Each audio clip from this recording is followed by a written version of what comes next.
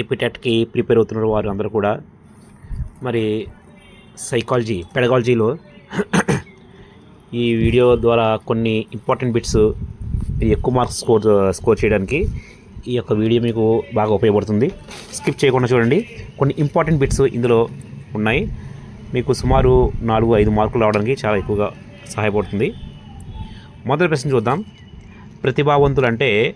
ప్రతిభావంతులంటే మనకి ఇక్కడ అధిక ప్రజ్ఞ, ఉత్పాదక ఆలోచన గలవారు, నాయకత్వ సామర్థ్యాలు గలవారు, పై అందరూ అని చెప్పి ఒక 4 ఆప్షన్ కూడా జరిగింది. ఇందులోని మనం సరైన జవాబు వచ్చేసి పై అందరూ అని చూసినట్లయితే చూద్దాం. రైట్. ఎక్స్ప్లెనేషన్ చూసినట్లయితే ప్రతి ప్రశ్న కూడా వివరణతో కూడి ఎక్స్ప్లెనేషన్ ఇవ్వడం జరుగుతుంది. కాబట్టి మనకు సందేహం ఉంటే అందులో మనం ఒకసారి సరి చూసుకోవడానికి అవకాశం ఉంటుంది. కాబట్టి ఇది పై అందరూ అంటే ఎందుకైంది అనేది ఒకసారి గమనిద్దాం. ప్రతిభావంతులు అంటే అధిక ప్రజ్ఞ గలవారు, ఉత్పాదక ఆలోచన, ప్రొడక్టివ్ థింకింగ్ గలవారు మరియు నాయకత్వ సామర్థ్యాలు గలవారు. ప్రతిభ అనేది ఒకే ఒక లక్షణానికే పరిమితం కాదు, అది అనేక సామర్థ్యాల కలయిక. అందుకే ప్రతిభావంతులందరూ ఈ లక్షణాలు కలిగి ఉంటారు అనేది ఇది సరైన జవాబుగా మనం దీన్ని ఎన్నుకోవాల్సిన అవసరం ఎంతైనా ఉంది. కాబట్టి సెకండ్ క్వశ్చన్ చూద్దాం. రెండో ప్రశ్న.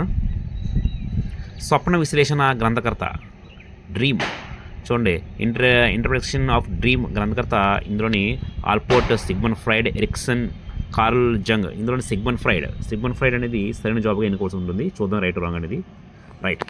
సిగ్మండ్ ఫ్రైడ్ ఎందుకు అయింది అనేది విశ్లేషణ చూసినట్లయితే మరి స్వప్న విశ్లేషణ అనే గ్రంథాన్ని రచించిన వారు సిగ్మండ్ ఫ్రైడ్. ఈ గ్రంథంలో కళలు అనేవి ఒక వ్యక్తి యొక్క అణచివేయబడినటువంటి కోరికలు, ఆలోచనలు మరియు భావనలు అచేతనం నుంచి బయటకు తీసుకొస్తాయి అని వివరించారు. కాబట్టి ఇది సిగ్మండ్ ఫ్రైడ్ అనేది సరైన జవాబుగా మనం ఎన్నుకోవాల్సిన అవసరం ఉంది. తర్వాత మూడో ప్రశ్న చూద్దాం. Third question. బిఎడ్ చదివే విద్యార్థులు విహారయాత్రలకు వెళ్ళినప్పుడు సైకాలజీ ఉపాధ్యాయుడు విద్యార్థులతో కలిసిపోయి వారి సాంఘిక లక్షణాలు, ఉద్వేగాలు పరిశీలించడం. చూడండి, ఇక్కడ బిఎడ్ చదివినటువంటి విద్యార్థులతో ఒక ఉపాధ్యాయుడు విహారయాత్రకు వెళ్ళి వారితో కలిసిపోయి వారి యొక్క సాంఘిక లక్షణాలు, ఉద్వేగాలను పరిశీలించడం అనేది ఏది అని ఇక్కడ మనకి 4 ఆప్షన్స్ ఇవ్వడం జరిగింది. సంచరిత పరిశీలన, భాగ్యత పరిశీలన, నియంత్రిత పరిశీలన, సహజ పరిశీలన. అంటే ఇక్కడ 4 కూడా మనం సంచరిత పరిశీలన అనేటువంటి ఏ ఆప్షన్ ఎన్నుకుందాం. ఇది రైట్ ఆన్సర్ అవ్వచ్చు, లేకపోతే సహజ పరిశీలన. ఈ రెండింటిలో ఏదో ఒక ఆన్సర్ ఉంది ఇందులో. అయితే నేనైతే మాత్రం సంచరిత పరిశీలన. చూద్దాం ఇది రైట్ రాంగ్ అనేది. రైట్. ఎందుకు ఇది రైట్ అయింది అనేది ఒకసారి మనం ఎక్స్ప్రెస్ చూసినట్లయితే సంచరిత పరిశీలనలో పరిశోధకుడు తాను పరిశీలిస్తున్న సమూహంలో కలిసి తిరుగుతూ వారి ప్రవర్తనను సహజంగా అధ్యయనం చేస్తాడు. ఇక్కడ సైకాలజీ ఉపాధ్యాయుడు విద్యార్థులతో కలిసి విహారయాత్రలకు వెళ్ళి వారితో కలిసిపోయి వారి ప్రవర్తనను పరిశీలిస్తున్నాడు. ఇది ఒక రకమైన సంచరిత పరిశీలనగా వస్తుంది. కాబట్టి మనం ఇది సంచరిత పరిశీలనగా ఆప్షన్ అనేది ఎన్నుకోవాల్సిన అవసరం ఉంది. రైట్. ఇప్పుడు మనం ఫోర్త్ క్వశ్చన్ చూద్దాం. 4వ ప్రశ్న. వికాసం అన్ని దశల్లో ఒకే వేగంతో జరగదు అని వివరించిన సూత్రం. చూడండి, వికాసం అనేది ప్రతి చోట కూడా ఒకేలా ఉండదు అని ఒక సూత్రం అయితే ఇక్కడ మనం చెప్పడం జరుగుతుంది. 4 సూత్రాలు ఇవ్వడం జరిగింది. ఇందులో వికాసం అవిచ్ఛిన్నమైంది, వికాసం క్రమాగతమైంది, వికాసం అసమానత సూత్రం, వికాసం సంచిత ప్రక్రియ. ఇక్కడ 4 ఆప్షన్స్లో వికాసం మనం కరెక్ట్గా ఎన్నుకోవాల్సిన సూత్రం ఇది. వికాసం అవిచ్ఛిన్నమైంది. చూద్దాం. వికాసం అవిచ్ఛిన్నమైంది చూద్దాం. రాంగ్ అయింది. వికాసం అసమానత సూత్రం. వికాసం అవిచ్ఛిన్నమైంది ఎందుకు రాంగ్ అయింది, అసలు ఆ వికాసం అసమానత సూత్రం ఎందుకు రైట్ అయింది అనేది ఒకసారి మనం ఎక్స్ప్రెషన్ వివరణ చూద్దాం.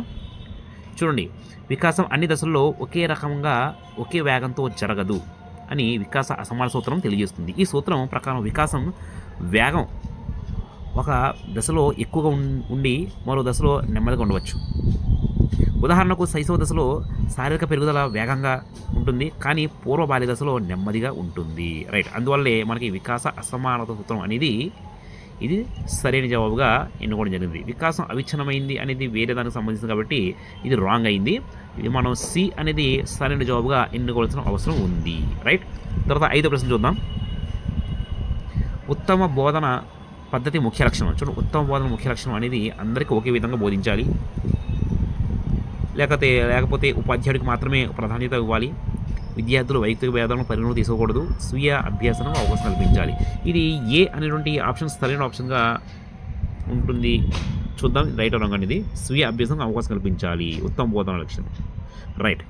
ఎందుకు ఇది రైట్ అయింది అనేది ఎక్స్ప్లెనేషన్ చూసుకున్నట్టయితే ఉత్తమ బోధనా పద్ధతి ముఖ్య లక్షణం స్వీయ అభ్యసనం అవకాశం కల్పించాలి. స్వీయ అభ్యసనం వల్ల విద్యార్థులు స్వతంత్రంగా మరియు ఆత్మవిశ్వాసంతో నేర్చుకుంటారు. రైట్.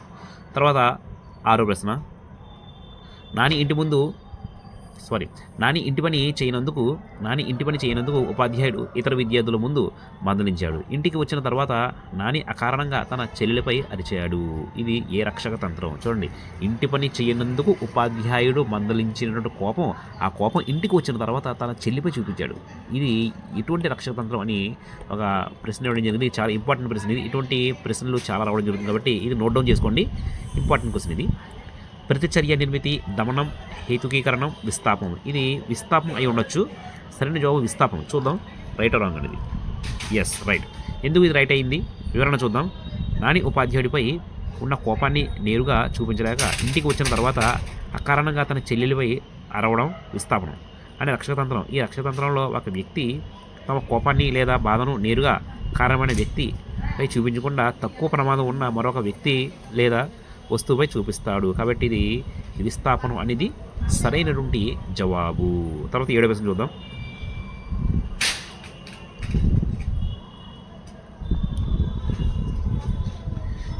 చూద్దాం. గార్డెనర్ ప్రకారం ఫ్యాషన్ డిజైనర్లో ఉండే ప్రజ్ఞ. చూడండి, ఫ్యాషన్ డిజైనర్లో ఉండేటువంటి ప్రజ్ఞ తార్కిక, ప్రాదేశిక, సంగీత, దైహిక, చలనాత్మక. ఇది మరి తార్కిక ఇది అవ్వదు, ప్రాదేశిక. రైట్. చూద్దాం ఇందులో ప్రాదేశిక అనేది బి ఆన్సర్ అనేది right or wrong? Right answer. Gardener ప్రకారం ఫ్యాషన్ డిజైనర్లో ప్రాదేశిక ప్రజ్ఞ అధికంగా ఉంటుంది. ప్రాదేశిక ప్రజ్ఞ అంటే వస్తువులు, ఆకారాలు, స్థలాలు అర్థం చేసుకొని వాటిని మనసులో మార్చగలిగే సామర్థ్యం. కాబట్టి ఇది ప్రాదేశిక అనేది సరైన జవాబు. ఆన్సర్ ఇది బి ఆన్సర్, రైట్ ఆన్సర్. తర్వాత 9వ క్వశ్చన్ చూద్దాం. 9th క్వశ్చన్, పూర్వ బాల్య దశలో పిల్లలు చాలాత్మక నైపుణ్యాలను నేర్చుకోవడానికి అనువైన దశ అనేది సంతోషంగా చేస్తారు. ప్రియులు అలాగే ఎముకలు మెత్తగా ఉంటాయి అన్నీ. ఇక్కడ మనం సంతోషం చేస్తారు, ప్రియులు ఎముకలు మెత్తగా ఉంటాయి అన్నీ. అంటే ఇది మనం బాల్య దశలో పిల్లలు చాలాత్మకంగా నేర్చుకుంటారు అనే దానికి అన్నీ అదే ఆప్షన్ ఇవ్వచ్చు. చూద్దాం రైట్ అనేది రైట్ ఆన్సర్. పూర్వ బాల్య దశలో పిల్లలు చాలాత్మక నైపుణ్యాలను సులభంగా నేర్చుకోవడానికి కారణాలు వారు సంతోషంగా మరియు ప్రియులుగా ఉంటారు. దీనివల్ల వారు కొత్త విషయాలు నేర్చుకోవడానికి ఆసక్తి చూపిస్తారు. అంతేకాకుండా వారి ఎముకలు ఇంకా మెత్తగా సులభంగా వంగుతూ ఉంటాయి. ఇది కొత్త కదలికలు నేర్చుకోవడానికి మరియు వాటిని సులభంగా చేయడానికి సహాయపడుతుంది. ఇది అన్నీ right answer, D answer. Right. తర్వాత 10వ ప్రశ్న, 10th క్వశ్చన్, ప్రపంచంలో విద్యా హక్కు చట్టంలో అగ్రగామి ఉన్న దేశం. చూడండి, విద్యా హక్కు చట్టంలో ముందున్నటువంటి దేశం ఏది? America, Sweden, Australia, Britain. 4 ఆప్షన్లో మనం బ్రిటన్, అమెరికా, స్వీడన్. చూద్దాం, స్వీడన్, అమెరికా ఇది రెండింటిలో ఏదో కొనవచ్చు. స్వీడన్ అవ్వచ్చు. చూద్దాం, సి రైట్ ఆన్సర్. ప్రపంచంలో విద్యా హక్కు చట్టంలో అగ్రగామిగా ఉన్న దేశం స్వీడన్. స్వీడన్లో విద్యా హక్కు చట్టం మొదటగా ప్రవేశపెట్టబడింది. రైట్. 11వ ప్రశ్న చూద్దాం. 7 సంవత్సరాల నాటికి శిశువు సంఘంలో తనకు అవసరం అయిన వారితో సంభాషణ చేస్తున్నాడు మరియు సైకిల్ తొక్కుతున్నాడు. ఈ లక్షణాలు ఏ రకం మార్పు తెస్తాయి? వికాసం, పరిణితి, పెరుగుదల, పైవన్నీ. ఇది వికాసం, ఏ ఆన్సర్ అనేది రైట్ అవ్వచ్చు. చూద్దాం ఇది రైట్ అనేది రైట్. చూడండి, వికాసం అనేది రైట్ ఆన్సర్గా ఉంది. సంభాషణ చేయడం అనేది భాషా వికాసానికి, సైకిల్ తొక్కడం అనేది చలన వికాసానికి సంబంధించింది. ఇవి నైపుణ్యాలు మరియు గణాత్మకమైన మార్పులు. వికాసం అంటే ఒక వ్యక్తిలో జీవితాంతం కొనసాగే గుణాత్మకమైన సంక్లిష్టమైన మార్పులు, ప్రక్రియ, పెరుగుదల కేవలం పరిణత మార్పు. కాబట్టి ఇది సరైనటువంటి సమాధానం కాదు. కాబట్టి ఇది గుణాత్మకమైన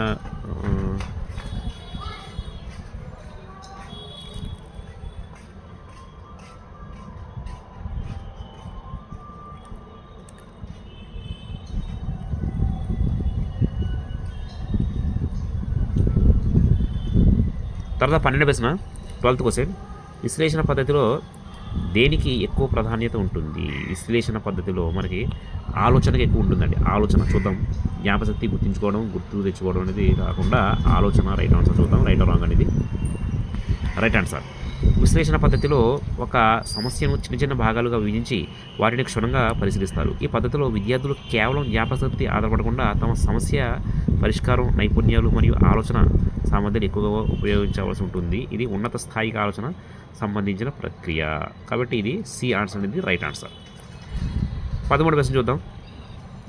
ప్రశ్న చివర ఎక్కడ అని ఉపాధ్యాయుడు అడిగితే ఆ ఉపాధ్యాయుడు పరీక్షించదలుచుకున్న సామర్థ్యం, జ్ఞానం, అవగాహన, వినియోగం, నైపుణ్యం. ఇది ప్రశ్న చివర అంటే పాఠం అయిపోయిన తర్వాత ఉపాధ్యాయుడు ఎక్కడ అనేటువంటి ఒక ప్రశ్న కుర్రవాడికి అడిగితే ఆ విద్యార్థిని తెలుసుకోవడానికి మరి అందులో ఉన్నటువంటి జ్ఞానం ఏ ఆన్సర్ రైట్ ఆన్సర్ ఏ చూద్దాం.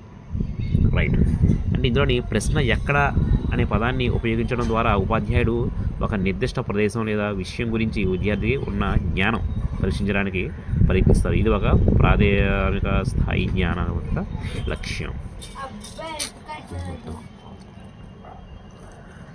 కింది వాటిలో సరైనటువంటి క్రమం చూడండి. కింది వాటిలో సరైనటువంటి క్రమం ఇందులోని అవసరం, ఉత్సుకత, కదలిక, గమ్యం, ఉత్సుకత, అవసరం, కదలిక, గమ్యం, ఉత్సుకత, అవసరం, కదలిక. ఈ 4 ఆప్షన్స్లో మనకి కింది వాటి సరైన క్రమం అంటే ముందుగా మనకు కావాల్సింది అవసరం. కాబట్టి ఇక్కడ అవసరం ఎక్కడైతే ఉందో అదే రైట్ ఆన్సర్ గమనించాలి. సి ఇది రైట్ రాంగ్ అని చూద్దాం. అవసరం, ఎస్ అవసరం. చూడండి, ప్రేరణ వలయంలో సరైన క్రమం అవసరం, ఉత్సుకత, కదలిక, గమ్యం. ఒక వ్యక్తికి ఏదైనా అవసరం నీడ్ ఏర్పడినప్పుడు దాన్ని తీర్చుకోవడానికి అతడు ఒక శక్తి, ఉత్సుకత ఏర్పడుతుంది. ఆ శక్తి అతనిని చర్యలు తీసుకునేలా చేస్తుంది. చివరికి చర్యలు అతనికి గమ్యం, గోల్ చేరేలా చేస్తుంది. కాబట్టి ఇది ముందు సి ఆన్సర్ ఇది రైట్ ఆన్సర్గా తీసుకోవాలి. తర్వాత 18వ ప్రశ్న. విద్యార్థులకు ఉపాధ్యాయుడు ముందుగా గుణకారం భాగాలను నేర్పించిన తర్వాతనే తీసివేత, కూడిక అనే భావన నేర్పించాడు. అయితే ఇక్కడ ఉపాధ్యాయుడు పాటించని నియమం అంటే ఉపాధ్యాయుడు ఒక ఆర్డర్లో వెళ్ళలేదు కాబట్టి పాటించలేదు. ఏంటిది? వికాస క్రమానుగత నియమం, వికాస సాధారణ నిర్దిష్ట వైపు, లేదా వికాస సంచిత ప్రక్రియ, వికాసం లయబద్ధంగా సాగుతుంది కాదు. ఇది వికాసం క్రమానుగత నియమము. ఏ ఆన్సర్ చూద్దాం. Right answer yes. మరి అంకగణితంలో కూడిన, తీసివేత వంటి ప్రాథమిక భావాలను నేర్చుకున్న తర్వాత గుణకారం మరియు భాగాహారం నేర్చుకున్న సరైన క్రమం. ఇక్కడ ఉపాధ్యాయుడు ఈ క్రమాన్ని పాటించకపోవడం వల్ల వికాసం క్రమానుగత నియమంను ఉల్లంఘించినట్టు అవుతుంది.